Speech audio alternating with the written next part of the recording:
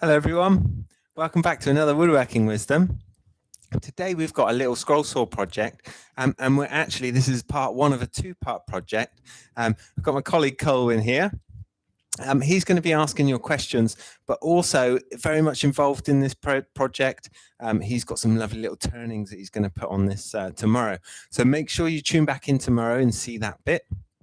But like I say, today we're kind of setting the scene. We're doing a bit of a background, and if we have a little look down on the bench here, you can see this is our little kind of a silhouetted Bethlehem, and we've got a few of the animals you'll see that are kind of usually in that nativity scene. We've got some palm trees there and that lovely little stable, and once we get all those other characters on there, those lovely turned ones, it's really going to kind of bring this alive. But a few jobs we got to do first. I've got a little template here, and that is downloadable. It's right at the bottom under the links of products and things. If you have a look, it just says plans, and that is the link where you can download this this plan. Good stuff. So first job, and I should say as well, we're joined with Colwin. He's doing the questions. We've got Craig on the cameras. Any wood turning questions, things like that, because this has a bit of wood turning in this project, just fire them on in, and between me and Colwin, we'll answer your questions. Okay, so first things first, this is the template we've been talking about. So we've got a few of the the kind of things that you would recognize from the nativity scene. We've got the ox and the ass. We've got a lovely camel here, belonging to one of the three wise men or the three kings. I'm going to start off on this kind of iconic, the stable, or the frame of the stable. Okay, so we need to just drop this onto a bit of wood. And this is a thin ply, okay? A nice thin ply with that cross lamination. That's what we really need when we're coming to things of this kind of thickness. We don't want we don't want it to bend and flex or have weak points along the grain. So we're using this ply. So, bit of glue on the back. This is that Copydex glue. This is my kind of go-to, and there's loads of ways you can transfer this. You can use your carbon paper. You could use your, the print off itself and a bit of masking tape over the top. However, your kind of preferred method.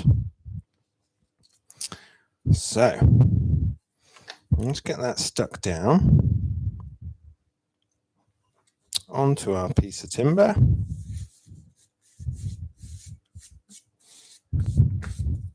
And we've got a couple of voids in this. We need to just drill through those quickly, and then we can get to play on the scroll saw.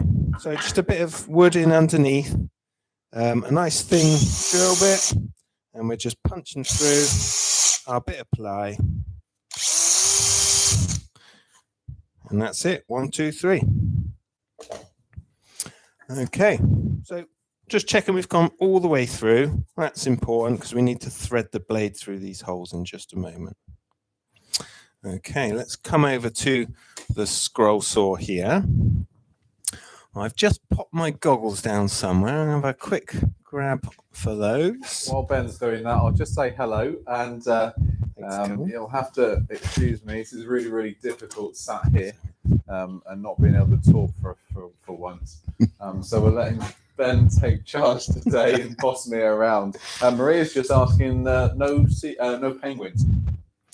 No penguins on this one. We're going full-blown traditional. No Darth Vader. No seagulls. Good one. But absolutely put what you want on your scene, and this doesn't have to be Christmassy. We're in the season. I've been told it does. We're in the season of Christmas. But you could make these. This could be a moon from Star Wars or something. You could have all the different kind of buildings in the background. You could have, you know, make it your own. Absolutely. This is really just a bunch of silhouettes, and we're going to backlight these and create a really nice little effect and give a nice little atmosphere or a background for Colwin's lovely turnings.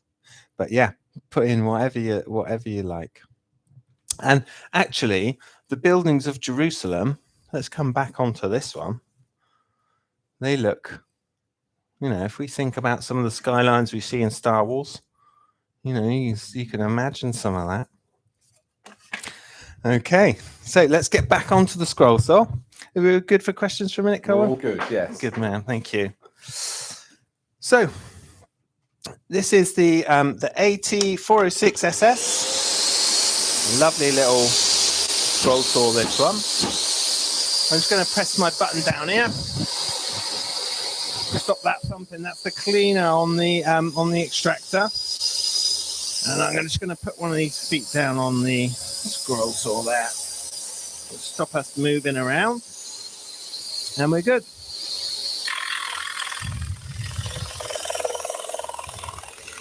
Really nice free cutting material, this thin ply.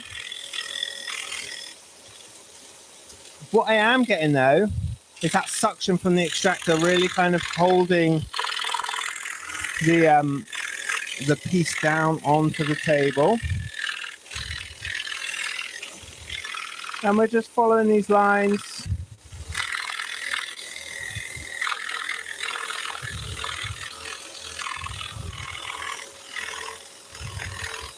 And again, this is just a kind of template. We don't need to be bang on with the cutting. I like to back off of these ones and cut them out a bit later. I like the definition in the corner on that. So I've just backed along the cut there.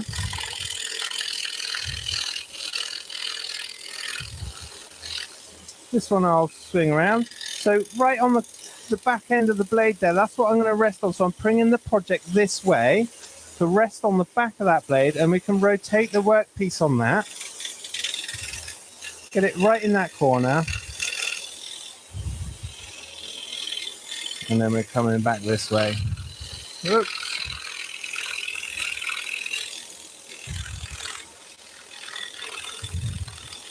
So I'm just kind of rotating the board as I go.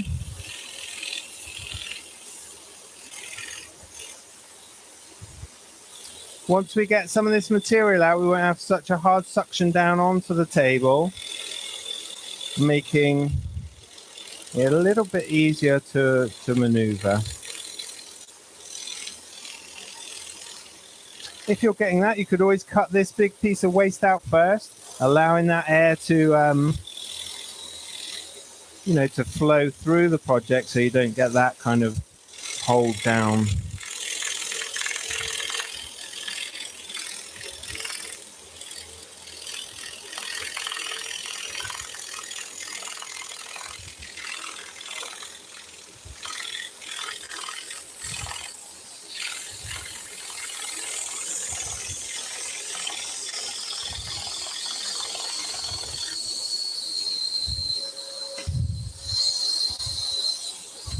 Okay, so let's just trim off those little bits that we kind of skipped around.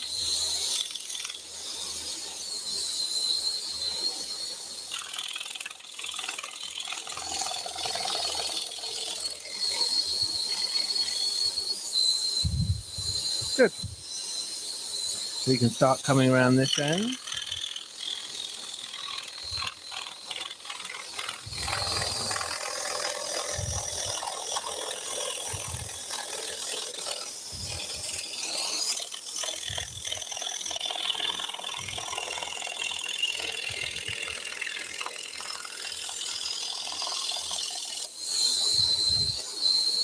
Then we're going to, I think I'm going to cut these bits out first. So let's bring the arm up out the way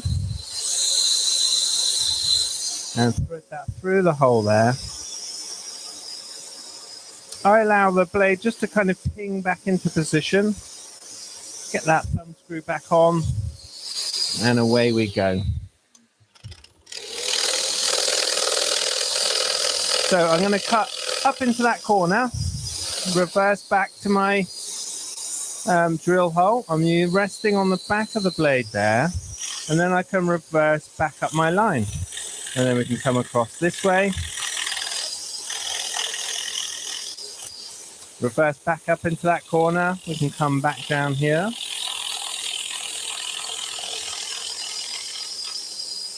And I'm just going to cut a bit of material out there. We should ping that out the way.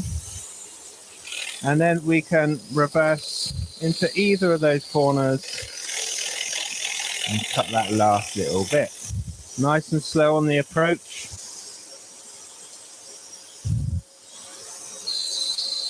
That's got rid of that one.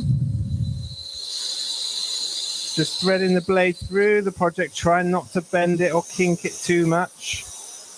There's plenty of life left in this blade. A little bit on the tension on the back there. And I'm going to do the same thing.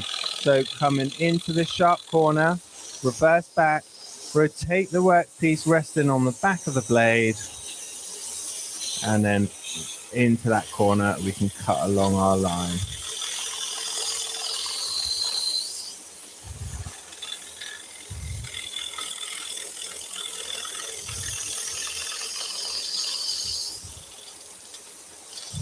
I'm just going to travel back down here. We're going to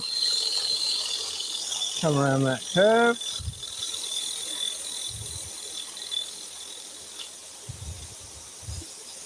Normally, I can ping these out with the blade on thicker material, but this is quite thin, this one. So I'm just being careful on turning the machine off and then just fishing it out by hand.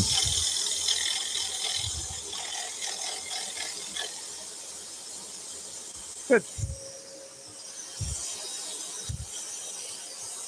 That's that one. And just be aware, any little bits that come down in here, sometimes they can kind of catch on the bottom side of the project. So just take your time to remove those as you go. Whilst you've got that stop there, can I just do one question? Yeah. Maria's been answering, a few of those people have been answering this on behalf. Jenny was just asking, what's the thickest timber that can be cut on the scroll saw? So for this one, it's 50 mil. And you'll find that's very common across a lot of scroll saws because of the length of the blade. That's kind of a fixed length. So yeah, 50 mil you'll find very common. Some you'll get up to 60, 65. And then of course there's the bandsaw scroll saws where you can have a, almost like it is like a bandsaw. So if you wanted to go any thicker than 50 mil, it's worth having a look at those sorts of things. Really specialist blades for those ones though, so they can, the cost of it creeps up.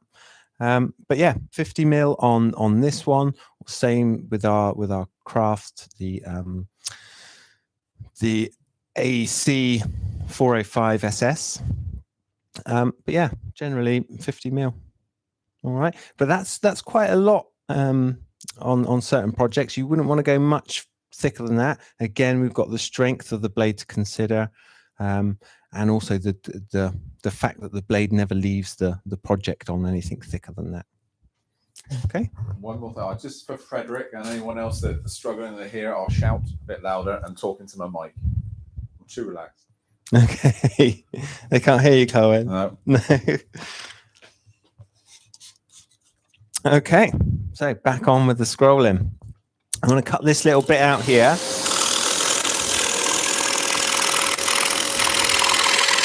It is actually quite fast cutting once we go. I've still got plenty of support around here. We're getting a little bit thin here, but nothing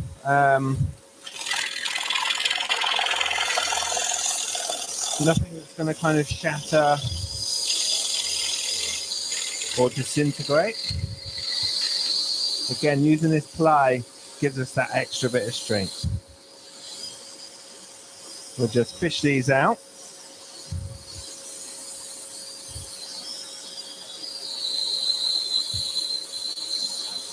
Again, usually I would use a blade to kind of hook that out and flick it out. But with this thinner type of material, I'm just being extra cautious, and I'll show you why in a minute.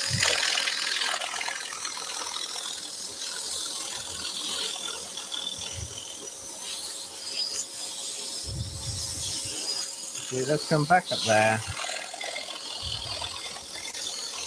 and just join up on this line.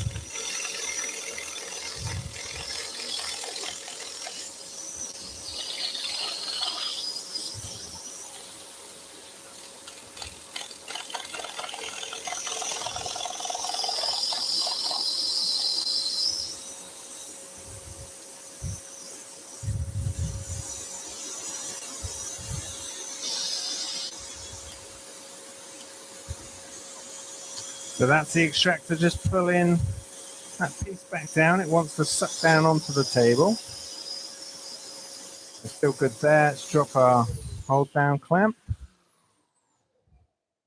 And just take this last little bit out of here.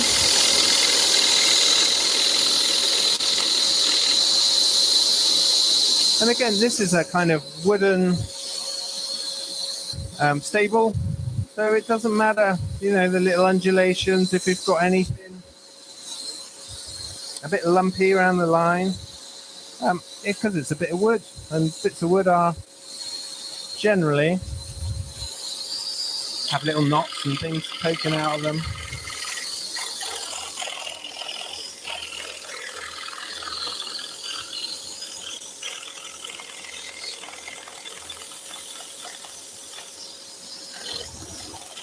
So we've got quite a thin section here, so I'm going to support that with my finger as we go. Being careful, obviously, not to feed that onto the blade.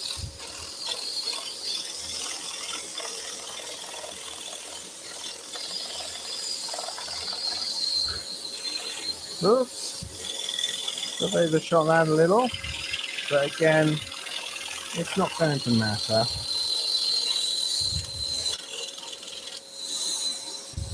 Good. So that bit there, the waste from that, we'll keep that. We can get a donkey or an ox or something out of that one. Okay, so that's our first bit done.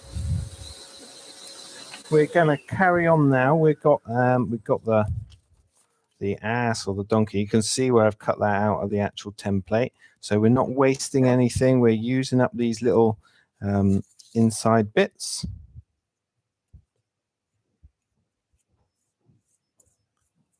I'm surprised you've not been bombarded with wood turning questions yet, Colwin. No, we'll save that for tomorrow, I reckon. Yeah, good stuff.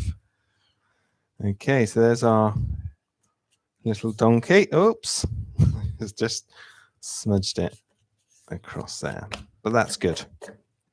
Okay, back to scrolling.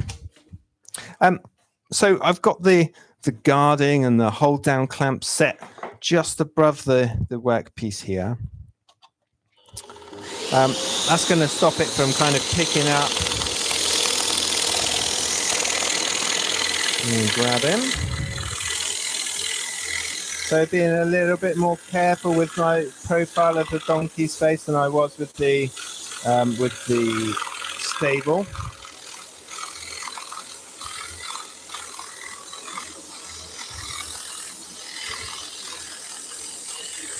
Because this is a silhouette, we want to be able to recognize what that animal is.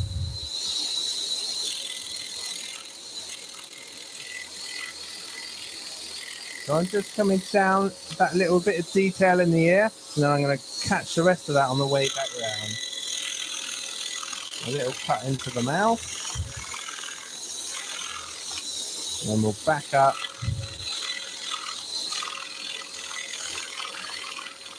And then around the chin and jawline here.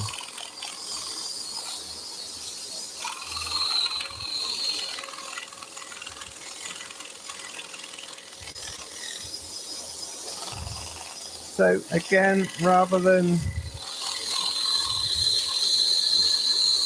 happen to that really quick change of direction. I just kind of overshot it, and we'll kind of revisit that in just a moment.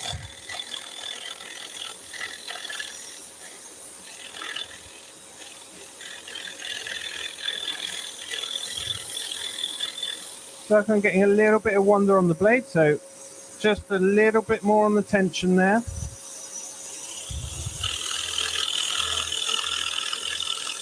That's better.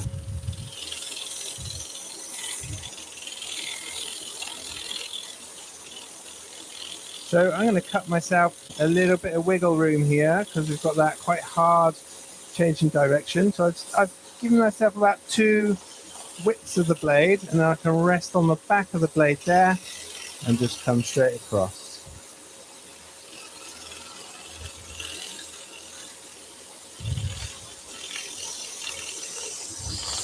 Again, those little details I'll just pop in at the end.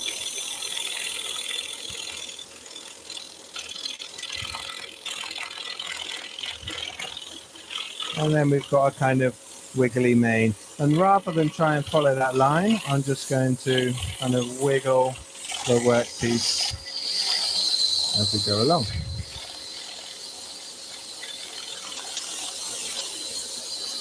And I cut myself out of this little shape here, and then take our donkey out, and then we can do our little bits of cleanup. So we've got one coming just across the top of the ear there, and that should meet up with that previous cut. There it goes. And these are the bits that are sometimes quite vulnerable, little bits like the ear. So I'm just going to get in nice and close with some support. And you can see it's just lifted that little top bit of lamination there. But we'll be nice and careful with that. We can glue that back down.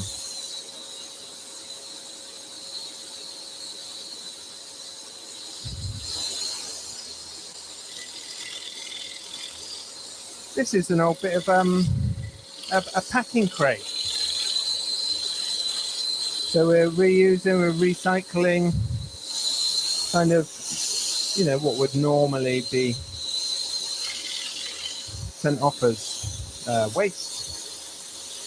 We're using it up. And because this is going to be inked, still stained, sorry, it doesn't have to be the best quality. And we can kind of work with what we've got. So there's our donkey.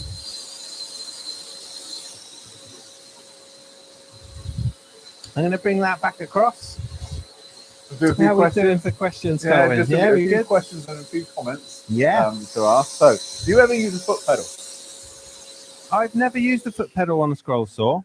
It kind of makes sense because I see them being used with sewing machines. But variable speed, I like to keep the speed constant. I haven't used a foot pedal before. But you know, each to their own. If it's used as a power on and off, I use it a lot with the kind of rotary tools that has a foot pedal, which I like. But I like a fixed speed, so you kind of know what's going on, and I don't, you know, press too heavy and suddenly it whooshes up. Yeah, and I'd also probably get cramp if I had to put my foot on something and hold it in that position for a long time. Whereas here I can just flip the switch and set my speed, and we're kind of cruising then. A suggestion for you here from Frederick. Does Ben ever cut thick wood and then carve or sand afterwards to get a 3D sort of relief look? Just give the project a bit of depth. Yeah, for sure. And that works really nice on these plies and stuff where you start to see the layers coming through. You know, as you carve down or sand, you know, through the layers, you get these lovely layers. Yeah, it looks really nice. Yeah. Wood turning question. Woodwork learner, I was turning a small bowl and blew a hole in the side. Is that common, Colwin? Depends who you ask, Woodwork learner. It depends who you ask. And there could be 2 reasons for that, really. And we're not talking the bottom. You've already explained we're not talking about going through the bottom. It could be either a beginner maybe not presenting properly, or it could be you're just pushing the boundaries of what you're trying to do. So there's a couple of reasons, really, both ends of the spectrum. There's lots of reasons why it can happen. It can be too thin. The wood could be particularly weak at a certain point if you've got a really pretty timber or soft timber. It could be just presentation was slightly off. Loads of different things. It occasionally happens to everybody, I'm sure, if they're honest with you. That the better you get, the frequency just drops. That's the only thing. So yes, it does happen to everybody. We just don't admit it. Yeah. You go for it. I'm just going to look at some of these questions while doing. Oh, thanks for Mark for putting everybody on to the fixing the holes in bottom of bowls video that we done a few months back as well. Well, maybe a bit of a technical, but have an old version EX16 scroll saw. Mm-hmm. You know what that is? I don't know. It's what that is. exactly the same machine. Okay. Yeah. The arm doesn't lift. Is there a way of making it do so? It definitely should. Yeah.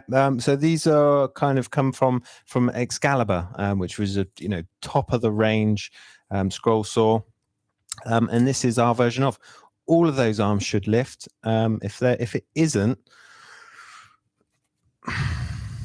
I would check kind of the pivot points, maybe loosen a couple of those bolts, give it a wiggle. But an EX16, that arm should definitely lift up out of the way. That's it for the minute. All right. Yeah. Thanks, Colwin. Good man. While we're talking about things that are getting thin and pushing to the kind of limits of what we can do with, cutting thin things is really well timed. Let's just come back onto the scroll saw table here. Just something I want to show you guys. So we've got to cut this piece now. This is the kind of fan that radiates out from around our little baby Jesus. And I was doing one the other day, and it broke out. Okay, really thin material. We're kind of pushing the limits of what we can do on the scroll saw, but that's kind of cool. You're on the edge of what can be attained with your thin bowls, with your things. And we just practice, and those those ones that we discarded are well, you learn off of them. Just wanted to show you this bit of ply, really. Again, this is off a packing crate, a slightly different one. But if you have a look down the edge here, we can see varying thicknesses of the ply and stuff, and perhaps a little couple of voids, and that's not going to help. Whereas this one, we've got that kind of thicker core, and it's going to be slightly more stable. None of those voids and stuff. So either pick the best bit out of your ply or get a decent ply for this this part of the project. And I'm going to change my blade. I'm feeling it keeps catching on the bottom there. I felt my little donkey's ear crack off, so I'm going to change to a nice fresh blade. Let's take some of that tension off. We'll pull this out of the way. A nice quick exercise to change the blade. I'm just going to get rid of some of that stuff while we're there. And then the blade, again, this is the modified geometry number 5, my kind of go-to.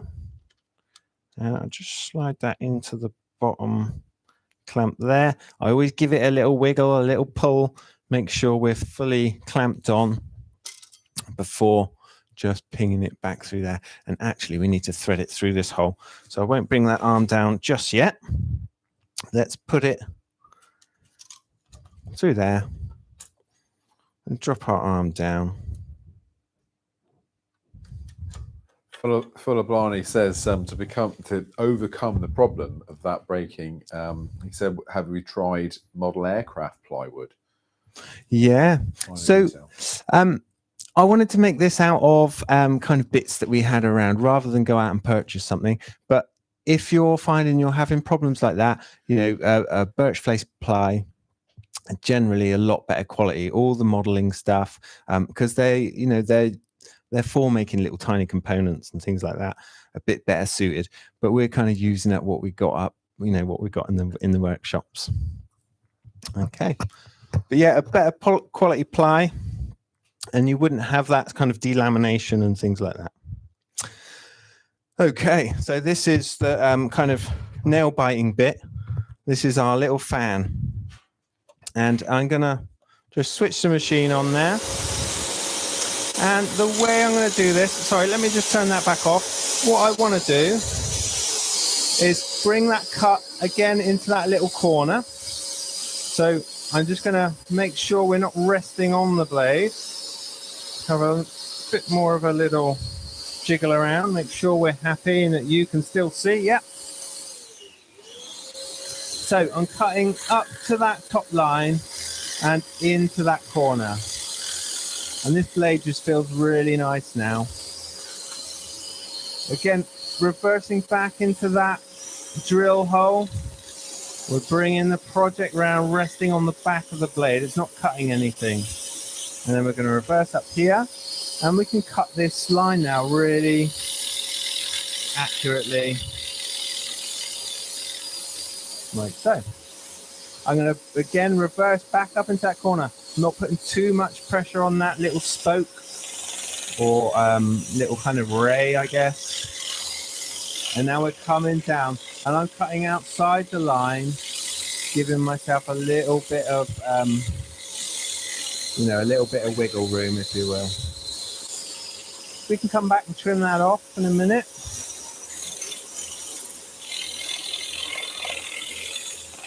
Again, coming down the side of this kind of spoke or ray, and then I'm going to join those two cuts up. Nice and gentle approach. As soon as that kind of detaches itself, I'm turning the machine off and I'm going to fish this out. Get another little bit of fly here. And it's worth taking your time for this. Don't, you know, don't take the risk, because otherwise you have to cut the whole thing again. So we've just got these little nibs, top and bottom, to get rid of. So let's get in position. We're coming along that way.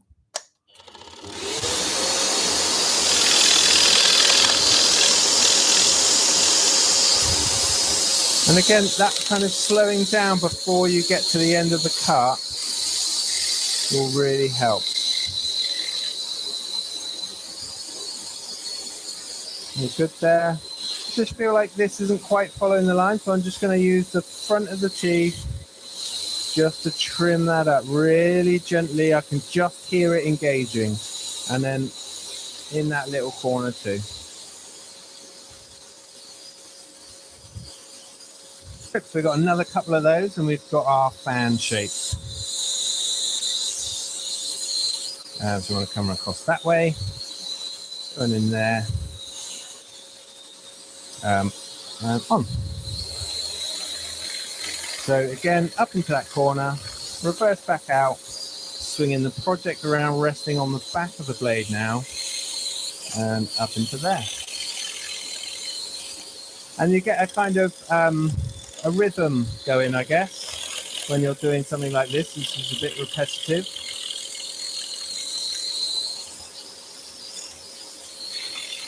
Putting my finger just for a bit of support where the teeth might catch if we're not, you know, if the teeth foul on the project in any way. There we go. We were lucky with that one. It just popped out. But what I am going to do is just flink it out the way. Resting on the back of the blade again. A really useful technique that if you're into scrolling. Obviously not on your spiral blades, because that will just cut on the way back. Oops. I'm good there. Got a little bit to trim off. Right here.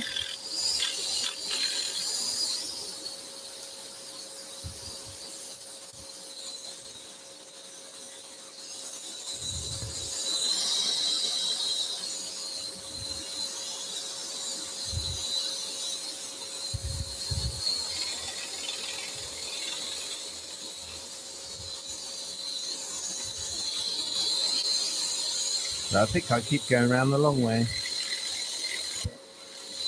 All ends up the same. Now it's not letting me reverse up there. There must be a little bit of material that's got caught. So I'm just going to send the blade up there again. There we go, I felt that go.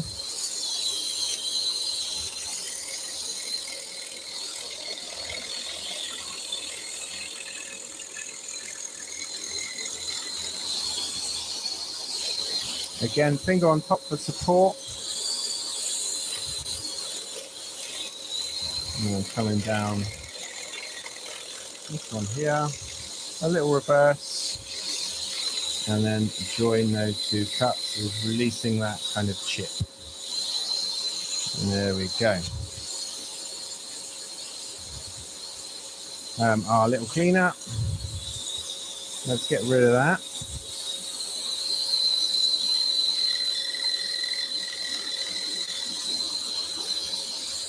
And there's a little bit in that corner there. Good. So quite an important component, that one. If we you can see they're going to line up with one another.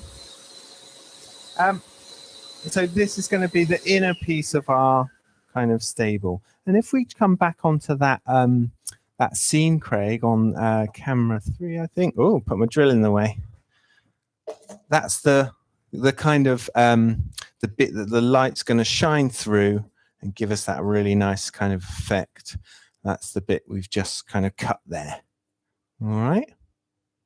I've left it brown on the front end, kind of natural color of the ply, but I'm not sure I like that, to be honest. I think we're gonna spirit stain that in. Okay, so what have we got next? We've got. Let's do a few questions. Yeah, right, yes, please. Thanks, Colwin. So Maria was asking for a suggestion of an LED or magnifying light. Yeah, and I know there's certainly something that we do is one of the large magnifying glasses with circular light. I think our Axminster support guys have been putting you on to some suggestions there. So well done, Axminster. But what do you recommend? Is there anything that you can think of? I've got a really nice Lightcraft one at home. It has the has a big magnifier, and it's on one of those kind of telescopic arms. Yeah. Not telescopic, it kind of weighted arm. It's sprung and weighted, so you can maneuver it wherever you like. And whenever I'm getting real down into the nitty gritty on like pyrography or something like that, yeah, you can just swing that in, you know, flood the thing with light and get this great magnification.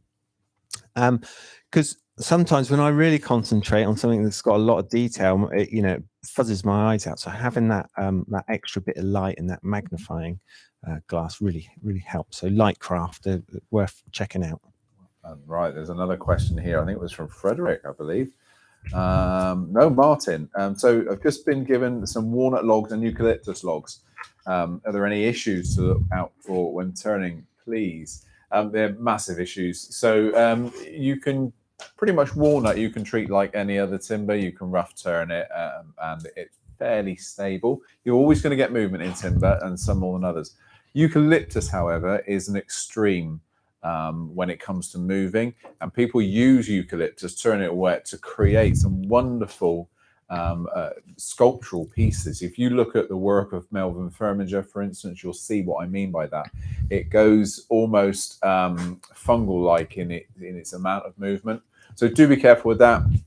It's going to move so much. It carries so much sap because it has to. The way it regenerates itself, its seeds get carried on the bushfires. As the bushfires come through, it has to withstand the bushfires. So for that reason, it carries a huge amount of sap within itself.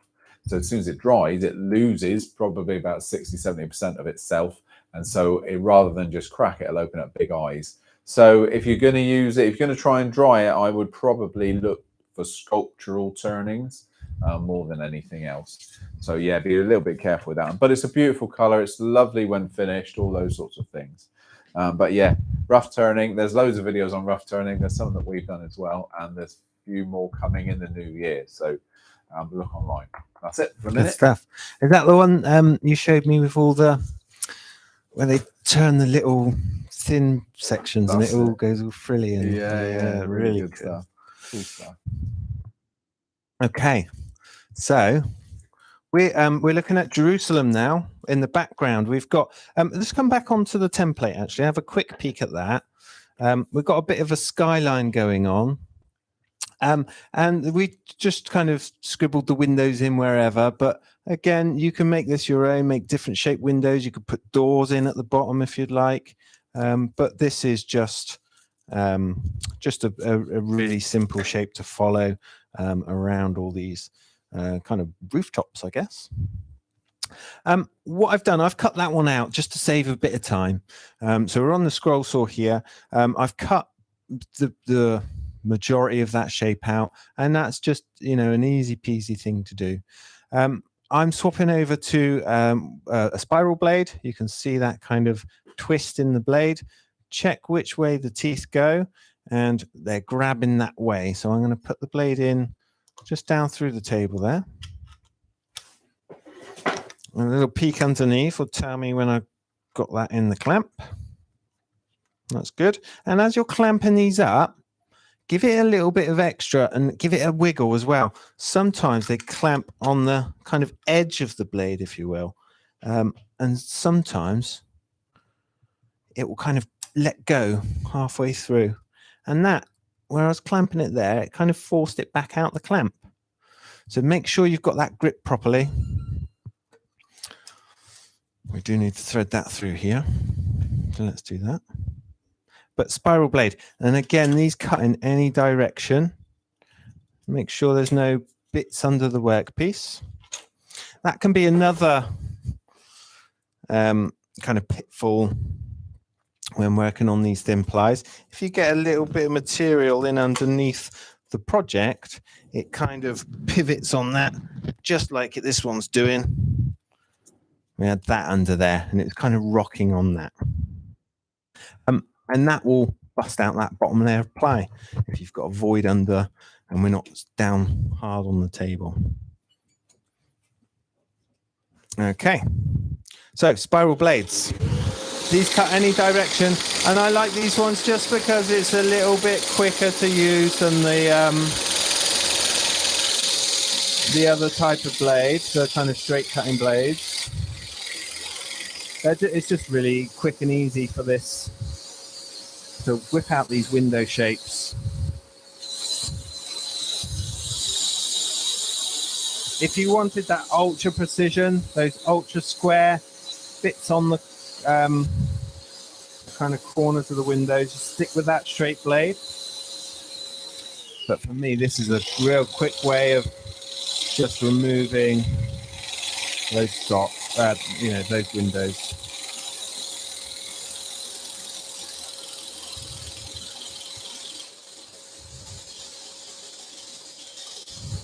That just fell right down through the extraction port there. You can see how quick, it can be to go from little window to little window. And you see how fragile that might be. This little, getting close to the edge here, I find these spiral blades don't put too much kind of stress on the project.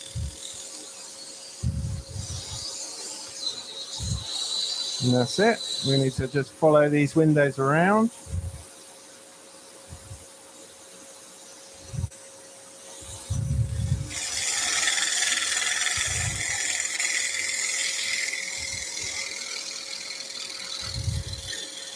But just a lovely little thing to use. Really kind of user-friendly, intuitive,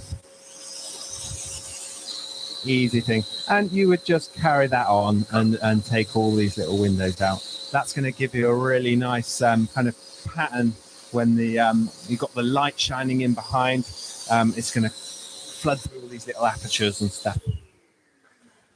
Okay, so the rest of the project is very kind of similar. We're just cutting different shapes out. And all we've done to kind of make this freestanding is to glue some little blocks. So we've got some little blocks of pine, any old scrap bits that you've got. Obviously, they need to be small enough to kind of tuck behind the animal when it's up and you can see it from the front. you're not going to see the kind of profile of the piece of timber as well. So cut these down. You could cut them on your scroll saw. I quickly whizzed these off on we had a longer batten, just one by one on the bandsaw. And they do stand up by themselves with, as long as they're not on something that's going to get knocked about too much, they will kind of freestand at that kind of 4 mil. But let's bring in some bits that we've got. So you can see we've got that bit of black. The bit of pine just stuck on the back there. And when we're looking at it from the right angle, that's just hidden away. So you can't see it. All right. And you could put that either side. These animals can face either way. Say you wanted to do, say you wanted a couple of donkeys, you could stack that and cut 2 donkeys, glue your block on one side, on one, and on the other side for the other. And then you've got 2 donkeys facing different ways. So it's quite easy to kind of, add more animals if you wish. We kept it quite simple, quite low numbers with these because we've got some other bits to go on this. And then just if we come back to that, come back onto our little scene here, you can see we've put a spirit stain on this. This is the black. This is a chestnut spirit stain, and that's just applied using a brush. And I always use my little nitrile blue gloves. Otherwise you're just going to get real mucky with it. A couple of little lights there. So we've got one behind our kind of skyline of Jerusalem, and then one behind the little stable. And when Colwin gets his lovely little turnings on there, you'll see this really kind of come to life. So how are we doing with questions and stuff? We got a few questions. Well, a few statements more than anything, suggestions. What Ben's done brilliantly is given me a stage to create the turnings because everything's black. That's suggesting silhouettes. So what we can do tomorrow now is create our nativity scene with the wise men and the baby, Mary and Joseph and all that sort of thing, and let the timber then be the stars. So he's done us a real favor in creating the scene ready for us to dress. So that's going to be quite good tomorrow. So thank you for that, Ben. Okay. A couple of suggestions. Maria suggested, how about doing an ark with some animals? An ark, yeah. We were talking about like Noah's Ark. Yeah, that'd be cool. I just saw one earlier actually where all the little pieces all fit in together. A really nice little project. Yeah, there's some cool ones out there. Well, probably the reason she suggested it is because we can then put penguins in it. Of course, yeah. There's a lot of suggestions about turning projects, and in fear of having another Wobblegate, I will take you up on the suggestion of turning a penguin at some point in the new year. And I know Woodwork Learner is on about me turning a Wookiee. I think that's probably maybe you send a suggestion in, Woodwork Learner. So as a picture, so if you ever go at one, then we'll have a go at seeing if we can do the same. But penguins are definitely on the cards. I really like the one from the Wallace and Gromit, the wrong trousers. He's a cool little penguin, and that's almost a turn shape, isn't it? That's not far off. Absolutely, no problem at all. Oh, well, I think we got one at the end. Love using this machine apart from the blower tube. That has gone a bit floppy. Will not stay in place. Is there a fix for it? There's not, unfortunately. What I find is they all kind of go a bit loose on a certain one. Okay, so find the knuckles and kind of they do jam together if you get them in the right position. So have a little tweak around with that because that's quite solid now. Whereas before it was just drifting down. And remember, there's a lot of vibration running through this, especially right here at the business end of the scroll saw. So any kind of loose bits, it's going to just gently dip under its own weight. With that, we had a question earlier about the dust extraction. What's the power of the dust extractor? What is that dust extractor we're using? So this is the BOSCH. This is the Gas 35M AFC. So it's got it's got automatic start. So I've plugged the scroll saw directly into the extractor. It's got that really fine filtration. It's got a filter cleaner. So I'm not sure if you heard it earlier, but it goes womp, womp, womp. It cleans the filter. A really good extractor. And I've turned the power right down on that to stop it from pulling the project so much. You get away with it on very small things. But if that extraction's too much, and we find this a lot, we had a customer ringing, he had an NDV 750 saying the extraction wasn't kind of good enough. It wasn't clearing the timber. But what actually is happening is the extraction's too good, and it's actually sucking the extraction plate up onto the table, not allowing that dust to come through. So usually it's about trying to kind of calm down the extraction. A little Henry Hoover or something like that would do just the right thing, if you can get the right fittings for your extraction. All right, that's it. Loads of suggestions coming in, but we'll do more on that one with turning. But that's it. Brilliant. Yeah.